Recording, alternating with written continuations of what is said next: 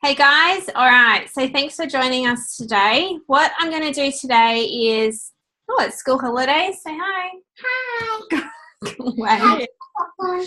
you can. Yay! I'm going to take you through the basics of MailChimp, and I just wanted to talk to you roughly or quickly on the importance of an email list. So email is yours. So when it comes to social media, we're so bent on building social media pages, which are important, but they're not ours. Like, social media is a rented space. That can change at any time, whenever whoever makes all these social medias channels decide that they want to change something. Where an email list is yours. Like, that is something that no one can change or take away from you or adapt, only obviously when people unsubscribe. So the quicker you can start your email list for your business, the better.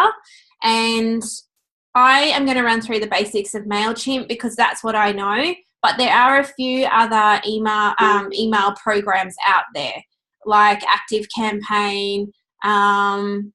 Jess, you've got a couple of other ideas. Like, even just when you're starting out, even just your own email list is a good idea. Like, you definitely need one for your team.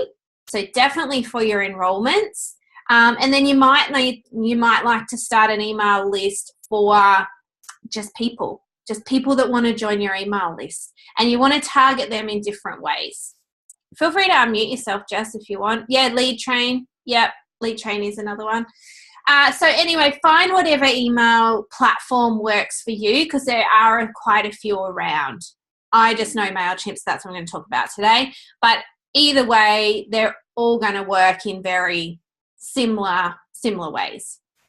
We are actually moving over to Active-Campaign because when you run a WooCommerce store, it talks a little bit, Active-Campaign talks with WooCommerce a little bit better than MailChimp does, so we're going to move over. But anyway, let's just do this.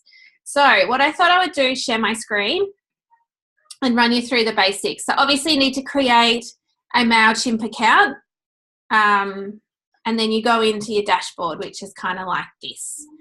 This is your list. So if you're like, if I just click on this, I need to be very mindful not to give away people's details here, so that's okay. So you can see we've got quite a few lists happening. So you want to create a list for your enrollments, and you want to create a list for just people that want to be on your email list. You might want to create a list, like you can see I've created a list for our Hobart workshop. So these are the people that are attending our Hobart workshop. These are the people that are attending the business training. You can see I've got a list for non-active doTERRA people in our doTERRA team, people under LRP, like, you know, the list goes on, like our silvers, our elites, our executives. We've got different lists for different things that we want to create, because when we're talking to people, we want to be talking to our, like, if I want to send an email out to our elites, I want to be talking to my elites in a different way that I would be talking to my consultants or customers or executives or even my golds or silvers or whatever. So when you're sending an email out, it's really important to talk to the people specifically.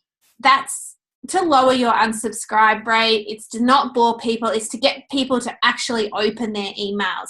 So to create a new list, you just hit create list. Yes, you want to create list. You obviously want to name it. You want to put the people's emails in and just fill it all out. And that's how you create a list. Does that make sense? Have I got any questions so far? No? Okay, cool. So something that our business coach, something that we used to do is we used to send out a newsletter.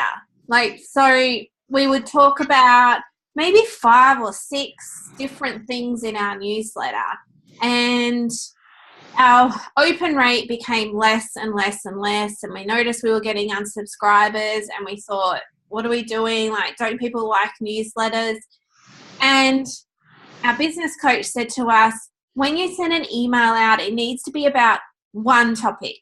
And we found that really hard to do. We were like, but that means I have to send 4 emails out, because what if I want to talk about LRP, and then I want to mention a business training that I have coming up, and then I want to talk about the product of the month, and I don't know, I want to talk about, and then, you know, I might have a recipe. Well, shouldn't I just put all of them in the one email so I don't send out emails too much to people?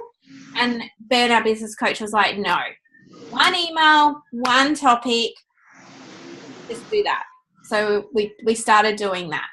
So now, like for product of the month, an email goes out about the product of the month. Product of the month, then, you know, like clove oil, we then have a snippet about what clove oil is and what, you know, maybe a recipe like a shower spray using clove oil. So that topic of that one email is all about product of the month. They're getting great free content. Always in your emails, you need to always put in a good free content something. So like a recipe or a how-to guide or a hint and tip, or I don't know, something that people are going to use, and that will keep people opening up your emails because they want that recipe or they want that hint and tip or they want whatever, you know, you're offering. So that is one piece of advice I would recommend, is with your emails, one topic, and that's the topic you stick to. So this month in September, we've obviously got the free literacy and the free Manuka. So you'll send an email out about the 200 PV special. That's your one topic. Don't add the product. Well, you might add a little snippet of the product of the month, but you're not going to bombard them about too much. If your email is about loyalty rewards program, that is the email about the loyalty rewards program. Make sense? Cool. Okay, so something that we have set up is an automation. So if I'll just quickly find it. I'll share my screen. Actually, I'll find it first because, again, I'm mindful of privacy and I don't want to give out people's emails, addresses and things. So I'll just quickly find this. So something we have for anyone that joins our doTERRA teams, any personal enrollments that we enroll, they go into an email list called an automation. And this is a generated email. So basically we've got a list name, doTERRA list, consultants, customers. We have then a series of emails that they get on how to use their essential oils. And again, it's one email, one topic. So you can see that they get this email when they immediately after they subscribe. So Jess enrolls with us. We physically have to put Jess into our doTERRA email list. Then Jess, immediately after she hits this email list, gets our first welcome email. 2 days later, they get the email about LRP. 2 days after that, they get 3 ways to use their essential oils. 2 days after that, how to use your back office, the My Website explained. A day after that is the shop tab explained. A day after that is the dashboard tab explained. 2 days after that is how to enroll a new wellness advocate. Then a day after is the difference between a standard order and LRP. And then a day after, how to redeem your LRP points. So basically when someone enrolls with us and they go into this email list, they get about 14 days worth of training information. And you can see that not everyone opens it. 65%, 66, like it's all around sort of 65 or so percent. The first one will always be your biggest, and then people tend to drop off after that. So, you know, that's maybe because they don't want to know about LRP. They don't want to know, like they just want to buy oils. So when you see that people aren't necessarily opening up these emails, you could give them a call or send them a text message, or I don't know, send them a personal message over Facebook and say, just making sure you're getting my emails, like in your training information package or something like that. So if I open up So to do an automation, you just go to campaigns.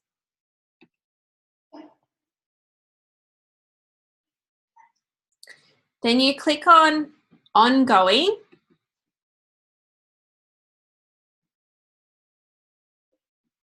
And then you, this is all changed.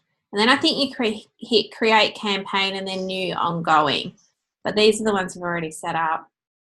So then to edit it, you just click on it or hit edit.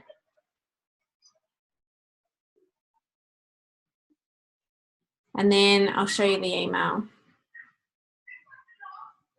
So this is their welcome email. Like I've seen welcome emails a lot where they're, thanks for joining my team. Here's information about the LRP. Here's information about me. Here's information about your back office. Here's information about my upline. Here's my Facebook group. Make sure you join that.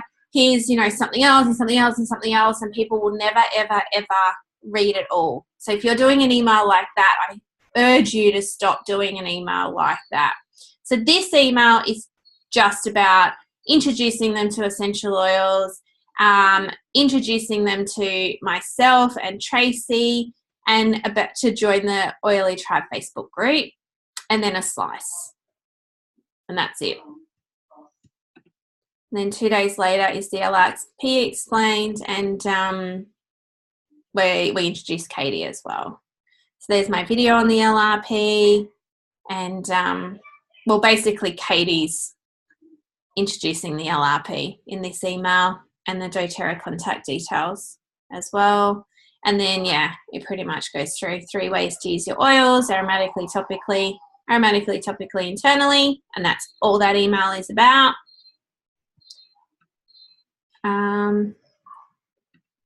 My website, your back office. Let's focus on the My Website tab. How to set up your own website. That's it. And you can see that we have used not my YouTube clip. Like this is the doTERRA virtual office training out of YouTube. So feel free to use other people's content as well. I mean, all this amazing information is on the doTERRA YouTube page. You can go and get all that information and put it into your email list. There's no reason that you need to create your own training material when there's training material already created for you from doTERRA. So use recipes from the doTERRAeveryday.com.au site. Don't feel like you have to go and create all your new recipes. Has anyone got any questions for me? Has anyone got any questions surrounding automation and ongoing?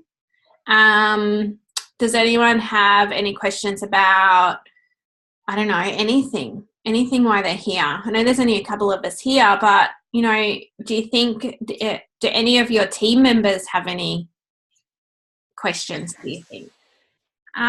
Jo, can you hear me? Yep.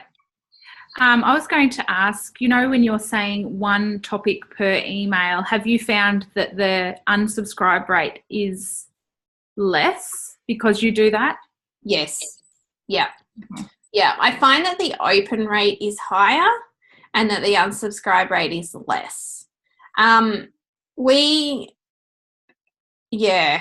Definitely. Yeah. Because Sorry. People don't have a lot of time, and they just want things quick and simple. And if you try to explain too much in an email, they just won't read it. So do you think graphics or text or a mixture of both? Because I see some people are using just text these days. And as a consumer myself, I prefer to look at graphics. Like, what do you think is better? I see, this is something, now I sound like my business coach, which irks me. He would say to me, and I'm going to say to you, is it's trial and error. Yeah. And that's the only way you're going to know. And we were like, no, that's not the answer I want. But it is like you don't know what other people want, and the only way you're going to know that is through sending them a series of just text emails and then sending them the ones with the images, and just see which ones work best for your audience. For us, we go along with images, color, we go along with our brand, which I think is a bit bubbly and personality, and we always try and gel the brand and everything all together. But yeah, I know what you're saying. Like, I get emails from bloggers and stuff too where it's just plain text. Yeah. So for my, like, I've got a leads list. How often would you be sending to them? Because I just sent an email out to my leads to encourage enrollment, gave them some content, gave them a hot deal sort of thing, told them about Litzy and Manuka. There was a lot of stuff in there, and I'm just hesitant to send my leads too many emails. Yeah, no, I agree. You definitely don't want to be sending, like, I just unsubscribe from emails if I get more than a couple a week. I think a lot of people do. Like, we went through a stage there where we were sending 3 emails a week, and we started getting a lot of unsubscribes. So we realized, okay, that's not good for our audience. We need to cut it back a little bit. So now, unless we have a big promotion cut, like, if we're running another round of Additive-Free Made Easy, we obviously send a few more emails out. But if it's just a standard month, like, we only go about 1 or 2 a week. So with your leads, I would probably do 1 a fortnight, even 1 a month. And yeah, because with your leads are a bit more personal, don't you think? Like, your leads are a bit more messenger, text message, phone call, like a bit more of a personal touch. So with your emails, I just do like 1 a month. Probably, maybe just like, especially, but then you have to think, okay, so we've got the 200 PV special this month. Maybe you might send 2. You might send the first email, and then you might send a reminder at the end of month. Yeah. And you know what? Another thing we've noticed a lot in business is people leave everything to the last minute. So we always send out the product of the month email around the 5th of the month. We don't tend to send it out straight away. Why do we do that? Sometimes time. We don't do it till the 5th because we haven't had time to do it till the 5th. But we also have found that by sending it on the 5th, they've seen it in Facebook a few times. Like, you've got to remember, it takes people around 10 times to see something before they're willing to jump in and purchase it or trust it. Yeah. So by sending it on about the 5th, they've already seen it in Facebook a few times. They might have heard someone talk about it. There might be, a few posts here and there of something else, and then they get our email. And we just find it's pretty good timing. Then we like to send an email about the 14th of the month, just reminding them. But then we've got to make sure we have our list set up, because I don't want to send a reminder LRP email to someone to say, don't forget don't forget the 125 point volume free product of the month if they've already put through an LRP order. Yeah. So how do you do that? Well, that's manual. So we don't do a lot because our team's 1,000 big now. We don't have time to go through and create a new list. But for you guys, everyone watching, your teams are quite large now. But for people that are watching that have a smaller team, you literally just have to create a new list, and just that's all you can do, just manually. You can go into your detailed genealogy and create it a little bit easier by cycling people out. Yeah. You just have to copy and paste them across. Yeah. Yeah. So, yeah, around the 5th, and then you're going to miss out. That FOMO, people don't want to miss out. Yeah. What about sending emails to only, do you ever do it so that you only target those people that opened or clicked a certain link? Yeah, so segment, do you mean? Yeah. So Yeah, we yeah. do segmentate, but I don't know a lot about it. We actually have an expert that does a lot of our emails now. Yeah. That's only why I wanted to host a business training, is because I only really know the basics of what we used to do when we were doing emails. But yeah, segmentation is really good. So I know Inga, our girl that does it, she she does these reports and sends these reports to us of who is interested in doTERRA, who is interested in recipes, who is interested in Systemixin, and she's segmented them all out now. So our 200 PV orders, emails, our follow-ups, our lists, anything maybe like a webinar or something like that, she only sends to the segmented doTERRA people that are interested in doTERRA. So she segments out those people that open doTERRA emails and then doesn't send an email to the ones that don't open doTERRA emails. Yeah. Because you really, to keep your email list alive, your goal is to really try and just talk to the people that only want to hear that language. Mm. Can I say something? Yeah.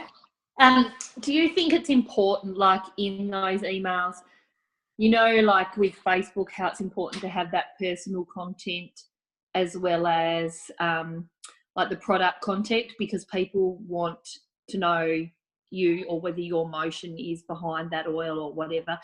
Do you think it's worth including that in the email, or just keep it business-like? Yeah, I think that's great. I think that's a really, really good thing to do. Yeah. Yeah.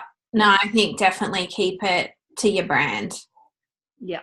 And essentially your brand is not doTERRA, your brand is you. Yeah.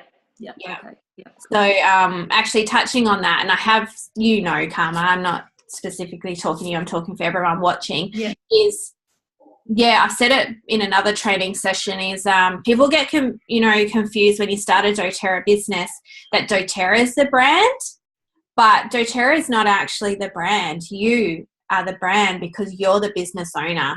You just enjoy essential oils and are sharing essential oils. And the way you do that is really different to the next person that does it. And that's where your brand comes in. So I think that's really important, is to definitely how you run your social media pages and how you run your email list is, definitely your brand. Like we always try and put a little spiel in our emails about something that Tracy and I enjoy. Like we always type something personal from us.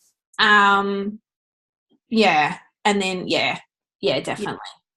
Yeah.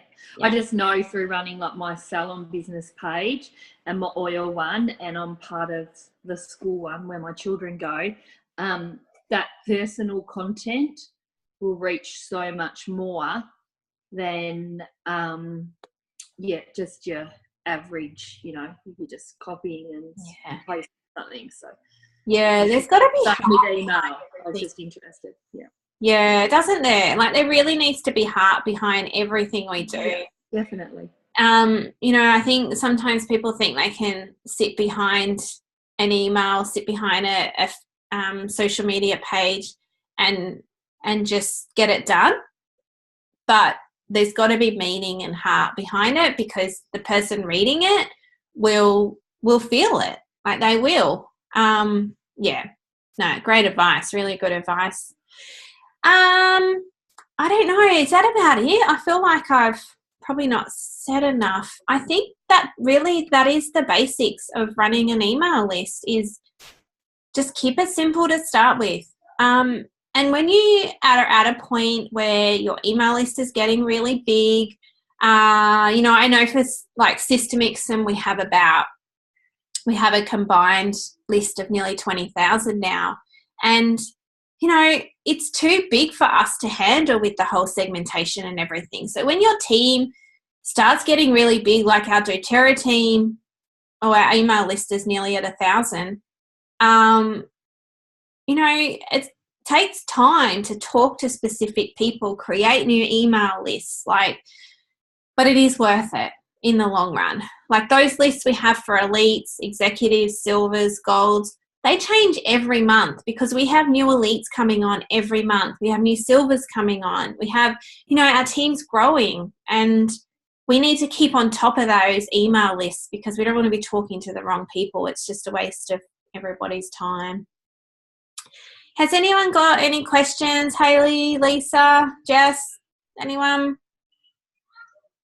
How do you all feel with your emails? Like, do you feel like you're sending out a good amount or? No. Don't feel like I'm sending enough probably. I'm just sending one a month. So that's not enough. Oh, I should actually, I want to touch on is scheduling. Okay, so I'll show you how to do that for those people that don't know. So this is something we do all the time. So to schedule just an email, so I've spoken about ongoing emails, which is the automations.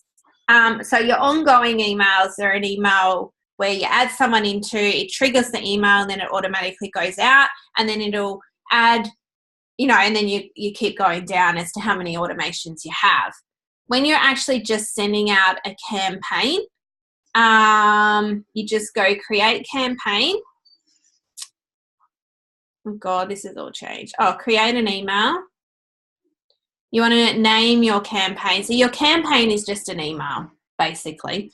So we'll just call it a test. You begin. Oh, there you go. That's how you set up an automated one. You begin. You want to choose your list. So let's say we are talking to people that have an LRP under 100. Next. And this is so you've got your campaign name. This is your email subject. So your email subject needs to be something captivating, think about your emails, right? So grab your emails and look through your emails and see which ones you open. What ones captivate you? What ones make you want to open that email? You don't want clickbait. That's just, I don't like clickbait. I hate it. And if you don't know what clickbait is, that's like something written in there just so you open the email, and then you get to the email and you're like, that's not 50% off. It told me it was 50% off or whatever. So you want something like, I don't know, captivating, like, don't forget the special. You're going to miss out. Like, you're going to miss out if you don't open today, or something like that. And then your preview test is a little snippet that will appear under the inbox. So like when you go to your emails, like I've got the baby and toddler town, and then I've got the subject, which is save, save, save as our birthday celebrations. And then underneath that, there's that little text, and it says up to 50% off store-wide, blah, blah, blah, blah. That's what that little text is there, the preview text. And then who the email is from is obviously your business name or your name and the email. Don't worry about any of this stuff. Don't worry about any of this stuff. And then you just go next. And next. And this is where you want to create a template. So with your layouts, like when you're very first starting your very first email, go through these and see which one suits you, and pick whichever one suits you, and then you have to set everything up from scratch. But obviously we have saved templates now. So our essential oil template is this one with these colors, and you can see Additive-Free Made Easy is different colors, Meals Made Easy is different colors. So you go with whatever you want and keep consistent. That is another key element, is to keep consistent. Consistent with your writing, consistent with your colors, consistent with your brand, and then do that over on your social media page as well, because when you're consistent with your like, think of Bunnings. I mean, my kids know what Bunnings is. Jacob can't even read, and he saw a green sign the other day with a red hammer and knew straight away that was Bunnings. That is good branding. That is good marketing. So we're at a point, hopefully, where someone might look at something on in our emails or in Facebook and go, oh, that's System XN, because we always use the same colors, we always use the same font, the same brand. And then you just, basically go through and do your email with all your little boxes over here. This takes time. You have to figure it all out, but it's easy. And then you just go next. And then, you're sending it to that list. I've got my subject. Who do they send a reply email to? They send it to this email. Don't worry about tracking. Don't worry about your social media, all of that stuff. And then you hit send.